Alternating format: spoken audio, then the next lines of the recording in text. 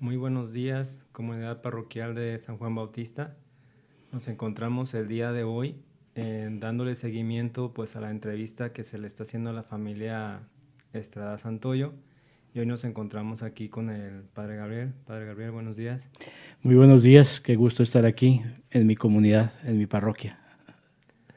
¿Verdad? Hace unos días se hizo una entrevista a su mamá y a su hermana, y por ahí compartieron pues cosas muy bonitas acerca de lo que ha sido su vida religiosa, su vida como sacerdote, como misionero. Y pues quisiéramos escuchar de primera mano pues cómo fue que inició en usted la inquietud, cómo fue que ese llamado a la vocación sacerdotal se dio en usted. Bien, como lo he dicho casi siempre, ahora sí que no estaba en mis planes ser sacerdote, pero sí estaba en los planes de Dios, ¿no? Y en diferentes momentos de mi vida pues vi esos signos que se manifestaban. En primer lugar, el tener una familia muy católica, una familia creyente, una familia pues de que frecuenta sacramentos. Entonces, quieras o no, la familia va colocando en el corazón de uno ciertos valores que te preparan precisamente para dar un sí al Señor que te llama. Inclusive como cuento yo por ahí en un libro, eh, no estaba en mis planes, se presentó aquí un promotor vocacional, pero invitándonos a ir a un estudiantado, a un internado. Nunca nos dijo es para que sean sacerdotes, para que sean misioneros o algo por el estilo. Y por amistad, digamos, de otros compañeros que fuimos, pues ahí iba en la bola también, ¿no? Lo interesante que fuimos a una semana vocacional y de los 6 nos quedamos 3, iniciamos este proceso 3 y al final no terminamos siquiera la secundaria, los otros 2, me quedé yo. Inclusive es interesante porque ellos iban preparados, conscientes de que era un seminario, que iban a eso. Yo simplemente quería seguir estudiando la secundaria.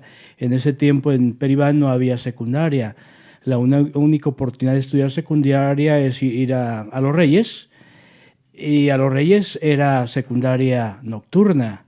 Era difícil por la distancia, por los medios que había pocos, y por eso yo quería salir del pueblo a estudiar secundaria. Quería, sí, eso sí, tenía muy consciente, quería seguir estudiando.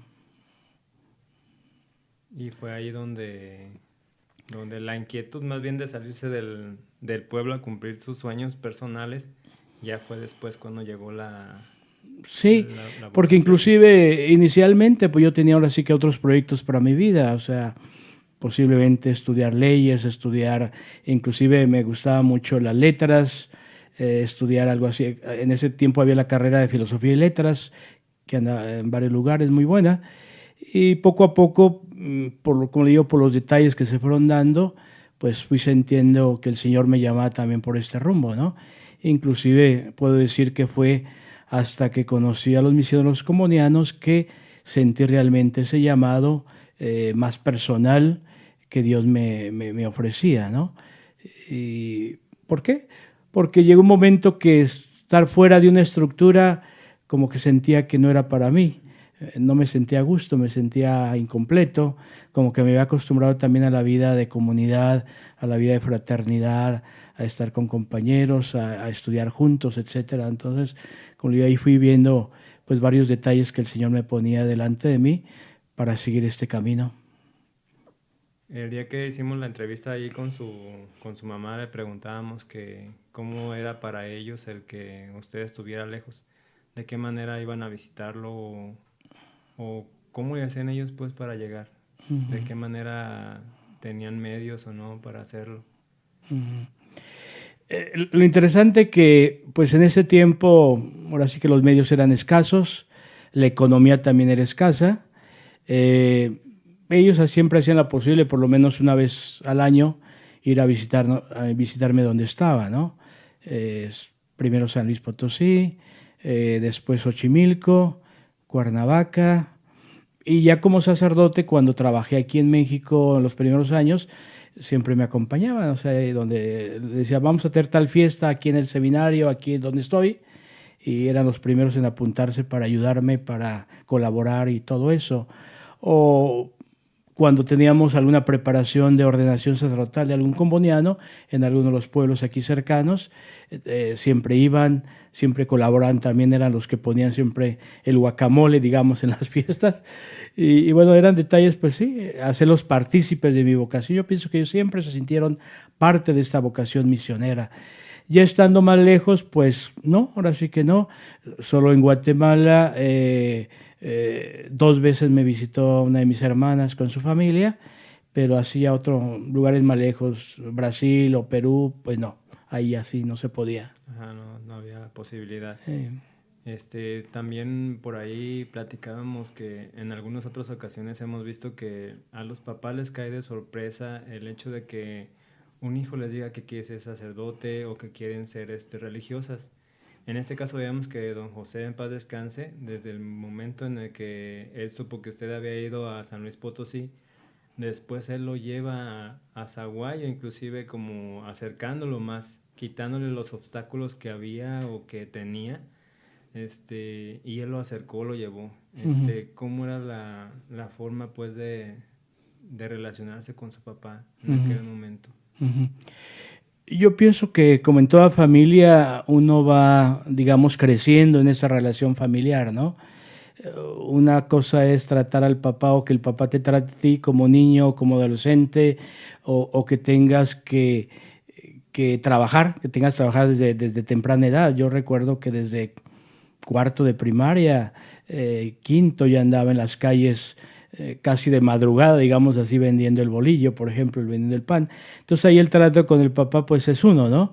En un primer momento yo pienso que sí les cayó de sorpresa que yo quisiera irme fuera de aquí, ¿no? Inclusive por ahí me decían mis hermanos que era para escaparme de la panadería. Pero las cosas se fueron dando y pienso que también mi papá fue comprendiendo, ¿no?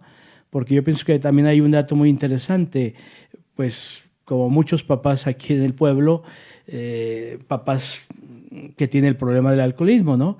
Llegó un momento que inclusive yo cuando dejé de estudiar, cuando terminé la preparatoria, cuando comencé a sentir que el Señor me llamaba, llegó un momento que le dije a mi padre, no me gustaría tener un padre borracho si Dios me llama a esto, ¿no?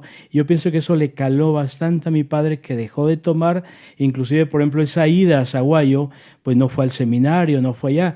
Yo me acuerdo que fuimos a un congreso de Alcohólicos Anónimos a Zaguayo, y como fuimos también con otro tío que tenía a sus hijos en el seminario en Zaguayo, nos dijo, vamos a visitar. No es de que mi padre me haya llevado allá, ¿no? Sino que fue mi tío, vamos a visitar a mis hijos, a los Zárate.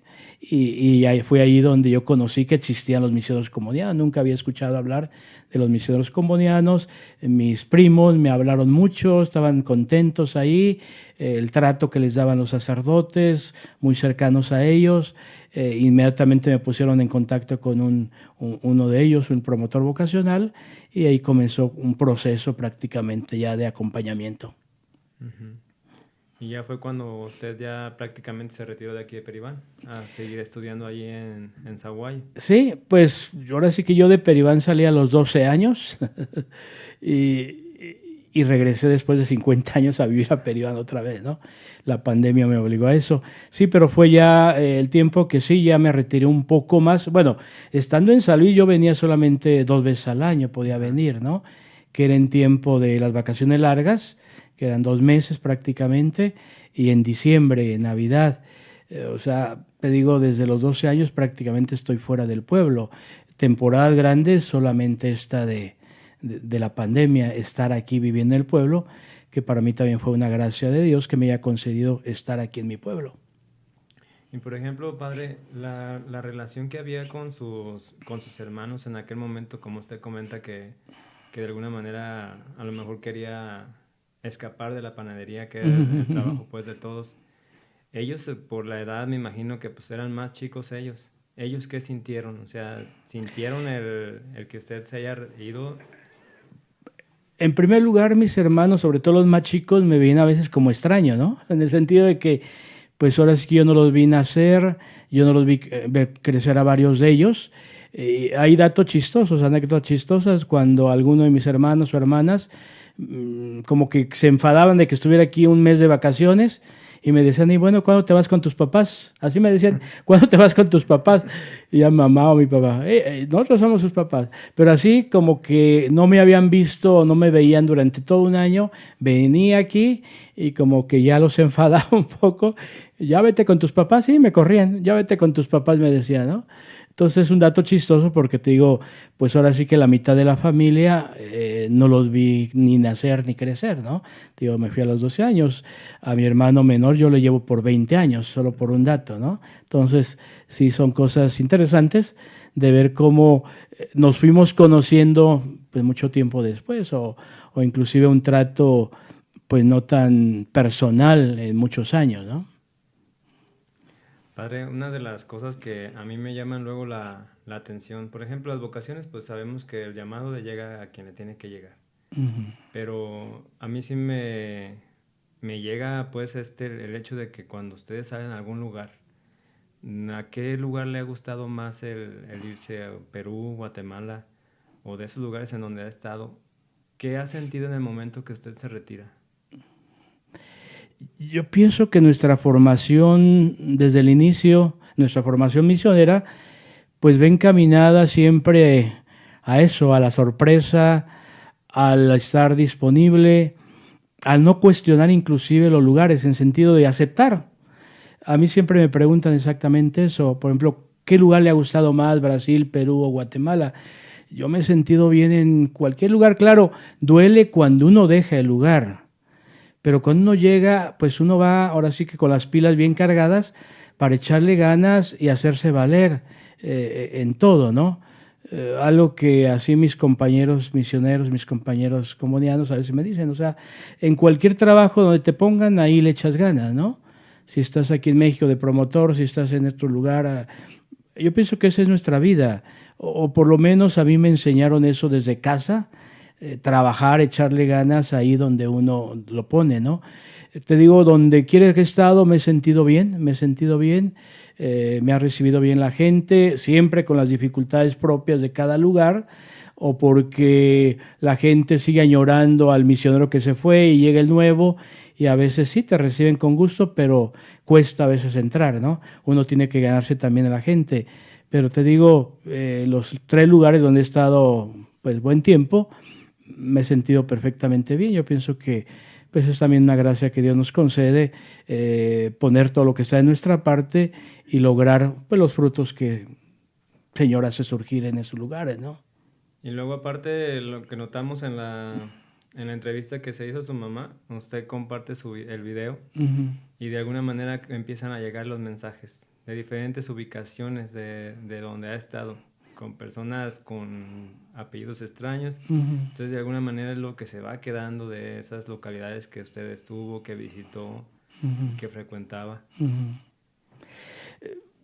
Yo pienso que, como te digo, a veces no es mérito de Dios, no es gracia de Dios el tener pues de alguna manera este don de, pues sí, hacer amistad, tener muchos contactos. Por decir un detalle, para mis 25 años vinieron 40 personas de Guatemala, ¿no? Vino todo un autobús aquí, pero vino en avión, ¿no? O sea, es gente que quería estar conmigo, que quería acompañarme, inclusive que a lo largo del tiempo que cuando estoy en México ha habido gente de Perú a visitarme, inclusive gente de otros países, ¿no? Entonces es bonito sentir que pues la amistad continúa, no es el estar ahí físicamente en un lugar que va a prolongar la amistad, sino que son amistades que se han hecho pues dentro de nuestra fe, dentro de nuestra vocación misionera, ¿no? Que es lo más importante. El otro día comentábamos, padre, con su mamá que, de acuerdo al libro que usted presentó, ¿usted por qué razón no les contaba nada? Yo pienso que es eso casi de todos los misioneros, ¿no? O sea, sobre todo cuando hay dificultades, cuando la familia te pregunta cómo estás, uno siempre dice que está bien, ¿no? Porque no quisiera que... Siempre en la distancia la preocupación aumenta, ¿no? Por ejemplo, cuando ellos también no me contaban todo, ¿eh? Cuando alguien se enfermaba, cuando él estaba grave, no me decían. Se lo sabía después de que había pasado la enfermedad. Así también uno, pues sí, sobre todo cuando hay ciertos atentados que tuve por ahí, pues no quería que estuvieran con esa preocupación. Yo siempre, porque en realidad uno de la misión es muy feliz, sí es muy feliz. Son detalles que son parte de la misión y que, pues sí, duran tiempo a veces en pasar, pero Dios le da a uno de alguna manera esa fortaleza para superarlos, ¿no? Para que esos detalles como no te predispongan para no entregarte, ¿no? Inclusive hay cuestiones que yo ahí narro en el libro que las supe años después, ¿no? Que la gente me cuidaba, que la gente estaba en algún ángulo del territorio de donde iba a pasar con armas y todo, porque sabían que, como dice, me traían ganas, que yo era el siguiente, ¿no? Y yo digo, gracias a Dios, yo también lo supe después de que estaba pasando eso, no lo supe en el momento, supe detalles, pero no así tan, digamos, tan directos y que fuera tan grave la situación. Entonces, pues todo eso, te digo, uno se lo guarda y se lo guarda y claro, la gente te acompaña en esos procesos, por eso pues es mejor no decirlo a la familia para que ellos no se preocupen. Sí, me imagino que esas personas que lo cuidaban, pues prácticamente pensaban de la misma manera. Si le decimos al padre que nos están buscando para esto, pues va a estar siempre sin tranquilidad y cuidándose. Entonces, de alguna manera, como fieles lo hacían. Padre, ¿y cómo estuvo que surgió la idea de hacer el libro, de plasmar todo eso? Sinceramente me costó mucho hacer este libro. Yo he escrito sobre muchas cosas, pero no sobre cosas mías, ¿no? He hecho como unos 8 pequeños libros de diferentes temas, inclusive hasta de chistes he hecho. Y este libro prácticamente nació en tiempo de pandemia, ¿no? Ahí lo narro, ¿no? O sea, antes inclusive de comenzar la pandemia, me motivó un mensaje del Santo Padre que sacó en enero del 2020, donde invitaba a narrar nuestra vida. Inclusive él dice hacer de nuestra vida misión. Era un mensaje para la jornada de los medios de comunicación social que se celebra siempre prácticamente el Día del Buen Pastor, más bien. Y total que nos invitaba a eso y comenzaba un poquito este ambiente de pandemia y yo comencé a escribir. Hacía una narración una vez al mes, a veces hacía 2 juntas seguidas, las dejaba ahí, las volvía a revisar, porque uno dice, bueno, hablar de uno cuesta, hablar de uno mismo cuesta, porque inclusive hay situaciones, te digo, que inclusive a veces ni mis superiores la supieron, digamos así, directamente, o no quise involucrarlos, o no quise también que ellos se preocupaban, ¿no? Entonces fui como escogiendo algunas, así como dice San Juan, si se escribiera todo lo que se ha vivido, pues habría muchos libros por delante, ¿no? Inclusive la gente me dice, no va a haber segundo volumen, y sí he estado pensando en otras situaciones, inclusive también bastante delicadas, pero que en un primer momento no las pensé para este primer libro, ¿no? Pero eso nace, dar a conocer, como dice el Santo Padre, pues convertirse en un momento uno también en buena noticia para los demás, ¿no? Decir, bueno, si Dios ha estado conmigo en diferentes situaciones, está con todos ustedes también. Es simplemente abrir los ojos, abrir el corazón y ver cómo Dios nos acompaña en todo momento, ¿no? A veces sufrimos de memoria corta y nos olvidamos de lo que Dios hace por nosotros. Y de alguna manera este libro quiere exactamente poner por escrito lo que Dios ha hecho en mi vida también. Es cierto, a lo mejor si tuviera que hacer otro volumen, pudiera hacer uno ahora al contrario, de todas las cosas que desde un principio fueron buenas. Las experiencias en las comunidades, cómo eran. Porque muchas veces vemos alguna comunidad, vemos nuestro Peribán como un lugar que tiene agua, que tiene bosque, pero hay lugares iguales. Que las familias son familias cálidas, buenos católicos, y de alguna manera también compartir con la población. Ahorita me llegaba a la cabeza, si usted en algún momento cuando regresó a Peribán vio el cambio que se tenía del antes y el después en la cuestión de espiritualidad de la gente, los católicos que antes eran tan católicos, ahora ya las familias dejaron de serlo, ya no siguen a la iglesia, ya no la practican los sacramentos como usted venía diciendo. Ujú. Pues yo vi, digamos así, en este proceso, desde que salí de Peribán, he visto, digamos, ese tipo de cambios que tú dices, he visto cosas positivas, pero también muchas negativas, ¿no? Ten en cuenta que yo salí de Peribán cuando Peribán era pobre. Comenzaban en ese año, estoy hablando del 71, comenzaban las primeras huertas y estaban así como en experimentos, iba a funcionar, no iba a funcionar.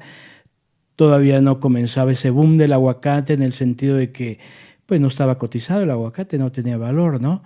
Y yo como lo digo y se lo digo a la gente directamente, eh, la riqueza no nos ha hecho bien a Peribá, ¿no? Se ha perdido, como tú dices, mucho de la espiritualidad propia. Los hijos ya no creemos o no tenemos, digamos, la misma fe que nuestros padres y nuestros abuelos. Imagínate ahora los que vienen atrás, que se les está heredando, ¿no?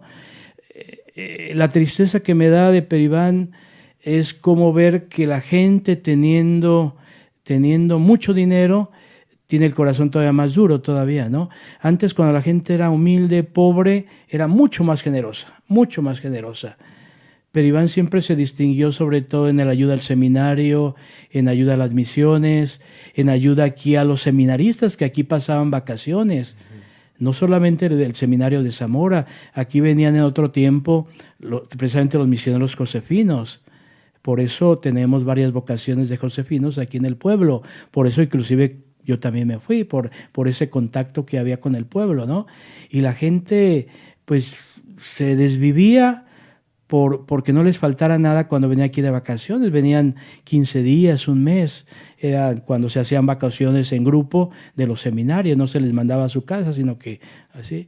Y te digo, he visto ese proceso y la tristeza que me da ver eso, ¿no? Que la gente acumula, acumula sin saber que está dejando problemas muy graves a sus propios hijos, ¿no? Ujú. ¿Cuánta gente o cuántos prácticamente se matan por la herencia? Un dinero que no les costó, un dinero que no trabajaron y los papás viviendo así, comiendo cualquier cosa, vistiendo cualquier harapo y acumulando, ¿no? O sea, no se ha entendido bien la bendición de Dios para el pueblo, no se ha entendido la bendición de Dios para las familias. Al contrario, digamos así, es casi un desprecio a lo que Dios nos ha dado, ese tipo de vivir, ese tipo de cerrar el corazón a las necesidades de las personas. Pero Iván, así como hay gente mucho, muy rica, hay gente mucho, muy pobre también, ¿no? Cuántas personas pues vienen aquí en busca de trabajo y pues viven con lo mínimo, ¿no? O inclusive gentes de aquí del pueblo también que son nativas, viven también con lo mismo. Entonces, ahora sí que he visto todos esos procesos. eh, pues yo trato un poquito de crear conciencia y no es simplemente crear una conciencia social, es crear una conciencia de evangelio, porque el evangelio nos habla de eso, de justicia, nos habla de caridad, nos habla de misericordia, nos habla de perdón, de todo eso, cosa que a veces no sucede en nuestro pueblo. Así es. Dice, cuando Peribán era pobre, pero era rico en Dios, aunque no había dinero. Y ahorita somos pobres en Dios y con mucho dinero. Sí. Inclusive, pues yo, ahora sí que yo regreso a Peribán en tiempo de crisis, que es la pandemia, ¿no?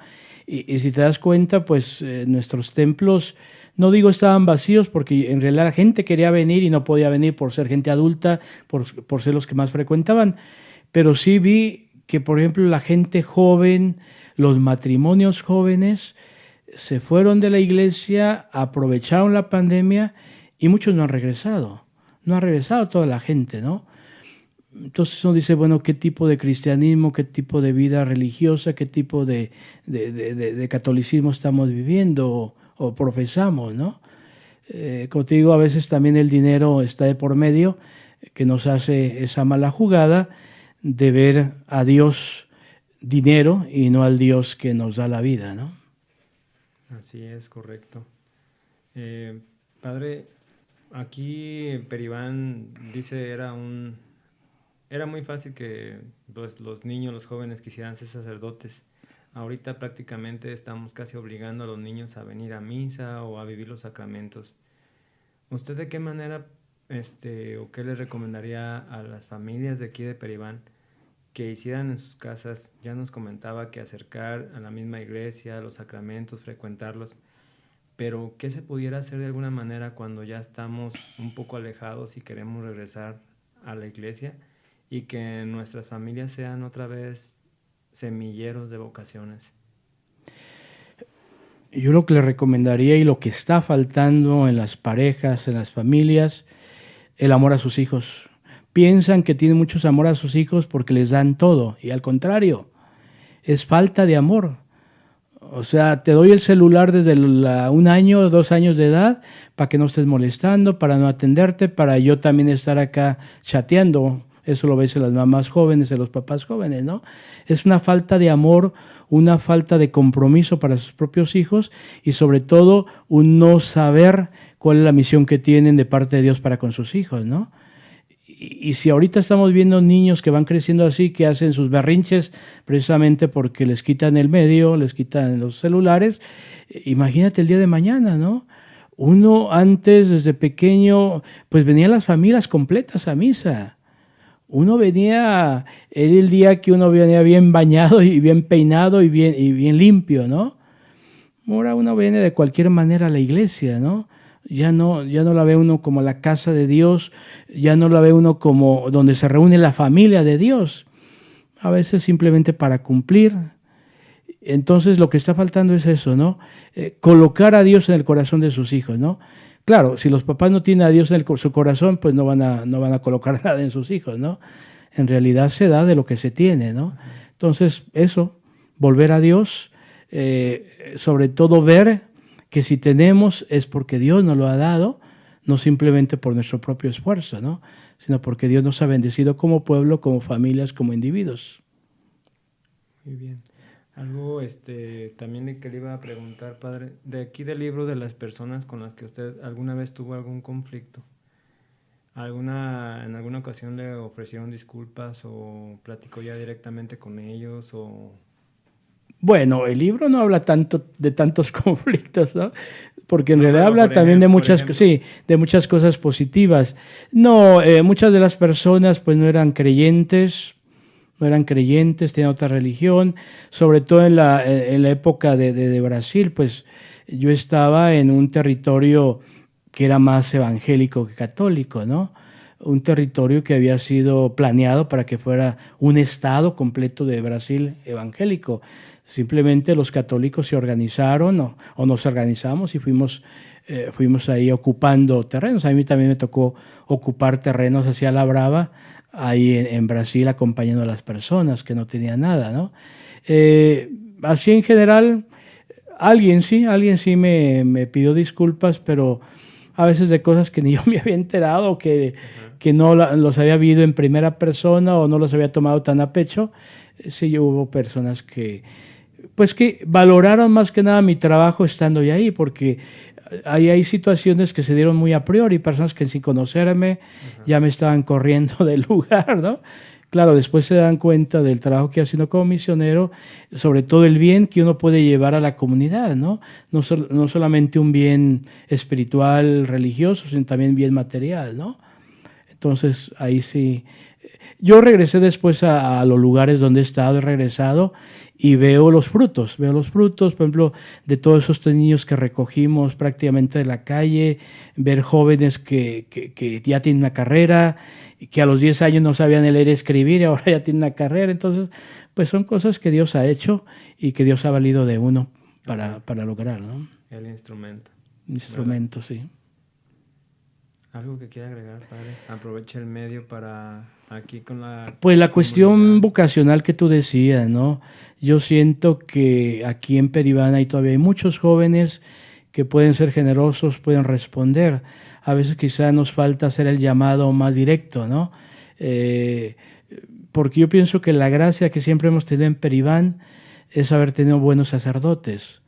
Quieras o no, uno dice y lo lee uno después de los años, bueno, en realidad, ¿por qué soy sacerdote?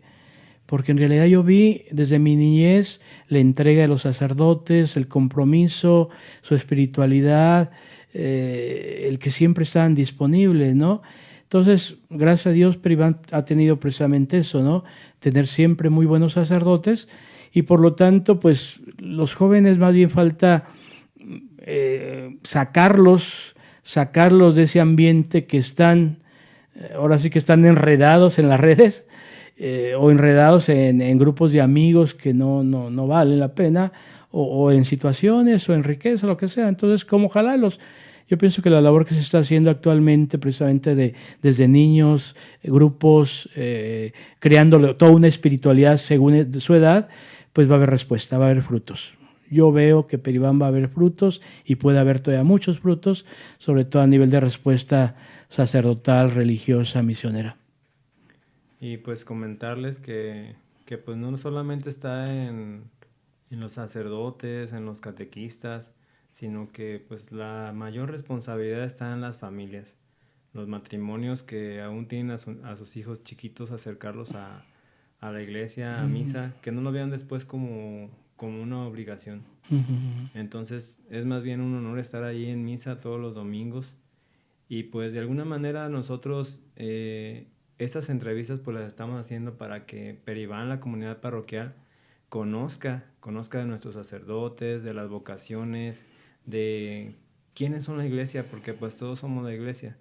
No nada más es decir la parroquia, el templo, es la iglesia, no, la iglesia somos todos nosotros quienes las conformamos. Entonces por lo mismo estamos haciendo esto para que haya material que compartir. Toda la noche nos la pasamos compartiendo videos de TikTok, videos del Facebook, pero aquí tenemos material importante que podemos estar compartiendo.